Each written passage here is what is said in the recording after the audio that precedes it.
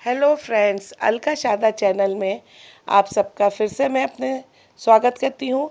और आज जो मैं आपके सामने कुछ जो शेयर करने लेके आई हूँ वो मल्लिकार्जुन ज्योतिर्लिंग श्री शैलम आंध्र प्रदेश में के मंदिर के बारे में है। तो फ्रेंड्स, ये जो बहुत अच्छा मंदिर है और ये घने जंगलों से होके बीच में से निकलता है। और इस मंदिर में कहा जाता है कि यहाँ पे जो भी शिव अनुयायी आते हैं उनकी सात्विक मनोकामनाएं पूर्ण होती है। और ये बहुत ही 12 ज्योतिर्लिंगों में से सबसे प्रसिद्ध मंदिर है। तो फ्रेंड्स, हम आपको इसके बारे में आज कुछ बातें शेयर करना चाहूँगी, तो प्लीज़ आप मेरे वीडियो को अंत तक ज़रूर देखिएगा। तो फ्रेंड्स, जैसा कि आप जानते हो कि मल्लिकार्जुन ज्योतिर्लिंग श्री शैलम जो कि आंध्र प्रदेश में है, ये 12 ज्योतिर्लिंगों में से एक है और भगवान शिव के अनुयायियों के लिए पूजा की एक प्राचीन जगह है। ये सभी ज्योतिर्लिंगों में सबसे ज़्यादा अद्वितीय है। क्यों है? क्योंकि यहाँ भगवान शिव और माता पार्वती दोनों ही मौजूद हैं। मल्लिकार्जुन 2 शब्दों के मेल से बना है, जैसे कि इनके नाम से पता चलता है दोस्तों, जिसमें मल्लिका का अर्थ नाम होता है माता पार्वती और अर्जुन का नाम होता है भगवान शिव। मल्लिकार्जुन ज्योतिर्लिंग का एक अन्य महत्व यह है कि यह भी 275 पादल पैत्र स्थलम में से है। अब ये पादल पैत्र स्थलम का मतलब क्या होता है कि वो स्थान होते हैं जहाँ भगवान शिव को समर्पित होते हैं। ये वो जगह होती हैं जो भगवान शिव को समर्पित होती हैं। शैव न्यायानुसार में छिंद्रों में इन मंदिरों का वर्णन किया गया, जिन्हें 6वीं और 7वीं शताब्दी के सबसे महत्वपूर्ण स्थानों के रूप में वर्णित किया गया है। मल्लिकार्जुन ज्योतिर्लिंग श्री शैलम आंध्र प्रदेश में स्थित है। ये 12 ज्योतिर्लिंगों में से एक है और भगवान शिव के अनुयायियों के लिए पूजा की एक बहुत प्राचीन जगह है। ये सभी ज्योतिर्लिंगों में सबसे ज़्यादा अद्वितीय इसलिए है क्योंकि यहाँ भगवान शिव और माता पार्वती दोनों ही मौजूद हैं। मल्लिकार्जुन ज्योतिर्लिंग की वंदिती मल्लिकार्जुन ज्योतिर्लिंग को लेकर कई सारी कहानियाँ और कथाएं हैं, जिनमें से कुछ इस प्रकार से हैं। मैं आपको इसको बाद में बताऊंगी। आगे पहले मैं आपको इसके बारे में पूर्ण जानकारी देती हूँ। फ्रेंड्स, श्री शैलम पर्वत कर्नूल जिले के नल्ला मल्ला नामक घने जंगलों के बीच है। नल्ला मल्ला का अर्थ है सुंदर और ऊंचा। इस पर्वत की ऊंची चोटी पर भगवान शिव श्री मल्लिकार्जुन ज्योतिर्लिंग के रूप में विराजमान है। मल्लिकार्जुन मंदिर में स्थित ज्योतिर्लिंग भगवान शिव के 12 ज्योतिर्लिंगों में से एक है। मल्लिका का अर्थ होता है, जैसे कि मैंने आपको बताया, पार्वती माता, और अर्जुन भगवान शिव को कहा जाता है। ये दोनों भगवान शिव और माता पार्वती की यहाँ पे मल्लिकार्जुन के नाम से ही पूजा होती है। और लोगों का कहना है कि यहाँ आने वाले हर भक्त की सभी सात्विक मनोकामनाएं भगवान पूर्ण करते हैं। अब यहाँ पे कैसे पहुँचा जाए, तो इसके पहले मैं आपको बताऊंगी कि भव्य मंदिर की कलाकारी कैसी है और ये मंदिर कैसा दिखता है। तो मंदिर में माता पार्वती को ब्रह्मांबा के रूप में पूजा जाता है। मंदिर की दीवारें 600 फीट की ऊंचाई पर है और 152 मीटर और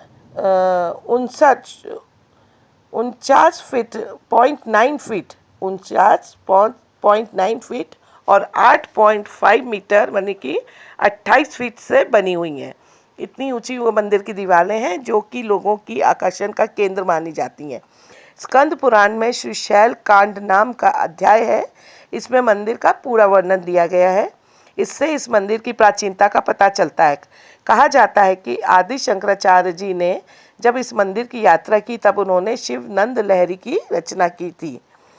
अब ये मंदिर में कैसे पहुंचा जाए, तो घने जंगलों से होकर इस मंदिर पर पहुंचा जाता है। ज्योतिर्लिंग तक पहुंचने के लिए घने जंगलों के बीच होकर सड़क मार्ग द्वारा जाया जाता है। ये रास्ता करीब 40 किलोमीटर अंदर से होकर जाता है। दोस्तों, घने जंगलों के बीच से रास्ता होने की वजह से क्या होता है कि शाम को 6 बजे के बाद वन क्षेत्र में इसका गेट दोबारा सुबह तक के लिए 6 बजे तक के लिए बंद कर दिया जाता है। शाम 6 बजे से लेकर सुबह 6 बजे तक वन विभाग द्वारा ये गेट बंद कर दिया जाता है और फिर नेक्स्ट डे सुबह 6 बजे ये गेट दोबारा खोले जाते हैं। इस जंगली रास्ते को पार करके कुछ ही किलोमीटर के बाद एक शैल बांध से 290 मीटर की ऊंचाई से एक झरना नज़र आता है। इस जलावेग को देखने के लिए पर्यटकों व दर्शनार्थियों का तांता लगा रहता है।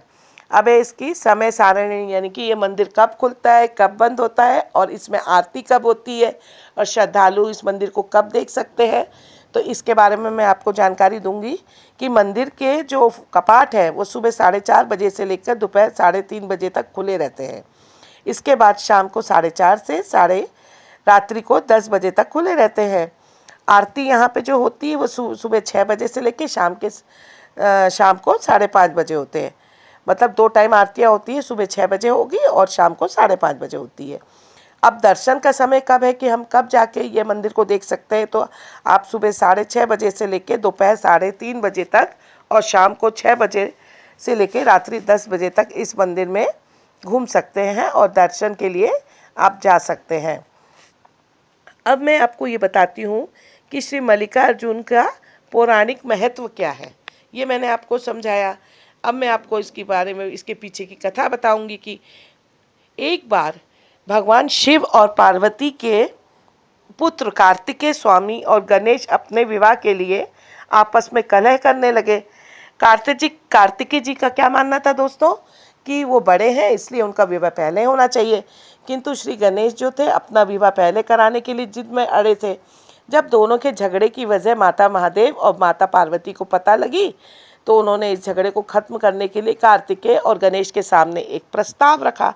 अब वो क्या प्रस्ताव था कि उन्होंने कहा था कि तुम दोनों में से जो कोई भी पृथ्वी की परिक्रमा करके पहले यहाँ आ जाएगा उसी का विवाह पहले होगा। शर्त के अनुसार कार्तिकेय जी पृथ्वी की परिक्रमा करने के लिए दौड़ पड़े, लेकिन गणेश जी के लिए ये कार्य बड़ा कठिन था। गणेश जी शरीर से स्थूल किंतु बुद्धि के सागर थे। उन्होंने एक उपाय सोचा और अपनी माता पार्वती तथा पिता देवाधिदेव महेश्वर से एक आसन पर बैठने का आग्रह किया। गणेश जी ने उनकी 7 परिक्रमा की। इस तरह से वे पृथ्वी की परिक्रमा से प्राप्त होने वाले फल की प्राप्ति के अधिकारी बन गए। उनकी चतुर बुद्धि को देखकर शिव और पार्वती दोनों काफ़ी खुश हुए और उन्होंने श्री गणेश जी का विवाह कार्तिकेय से पहले करा दिया। जब तक स्वामी कार्तिकेय संपूर्ण पृथ्वी की परिक्रमा करके वापस आते उस समय तक श्री गणेश जी का विवाह विश्व रूप प्रजापति की पुत्रियां रिद्धि और बुद्धि के साथ हो चुका था, जिससे उन्हें क्षेम तथा लाभ नामक 2 पुत्र भी प्राप्त हो चुके थे। ये सब देखकर स्वामी कार्तिकेय नाराज हो गए और क्रोध पर्वत की ओर चल दिए। उन्हें मनाने के लिए देवश्री नारद को भेजा गया, लेकिन वह वहाँ भी नहीं मिले। कार्तिकेय के चले जाने पर माता पार्वती भी क्रोच पर्वत पहुंची। उधर भगवान शिव भी ज्योतिर्लिंग के रूप में वहां प्रकट हुए। तभी से वहां मल्लिकार्जुन ज्योतिर्लिंग के नाम से विख्यात हुए।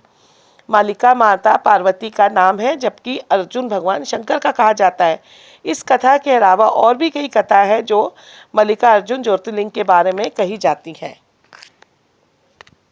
इस तरह से मल्लिकार्जुन नाम से ज्योतिर्लिंग सिद्ध हुआ। यही एकमात्र ऐसा मंदिर है जहाँ माता सती के अवशेष गिरे हैं। यह स्थान ज्योतिर्लिंग भी है और शक्तिपीठ भी कहलाता है। दोस्तों, ये जो मल्लिकार्जुन ज्योतिर्लिंग के बारे में एक और कथा बहुत ही मशहूर है, वो भी मैं आपको शेयर करती हूँ। ये एक छोटी सी कथा है जिसमें बताया गया कि चंद्रवती राजकुमारी का जन्म लेकर पैदा हुई और शाही ठाट से रहती थी। चंद्रवती एक राजकुमारी थी, वो एक राजकुमारी का जन्म लेके पैदा हुई थी और वो उसकी बहुत ठाट बाट थे क्योंकि वो राजकुमारी थी। लेकिन उन्होंने ये सब त्याग कर दिया और अपना जीवन तपस्या में बिताने लगी। वो कंदाली जंग में ध्यान लगाए हुए थी कि उन्हें कुछ महसूस हुआ।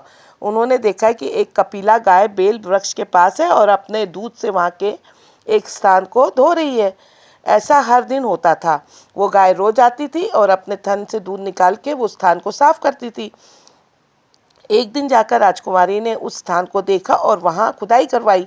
यहाँ उसे एक शिवलिंग प्राप्त हुआ जो कि अग्निलोक की तरह दिख रहा था। इस प्रकार इस शिवलिंग की स्थापना हुई।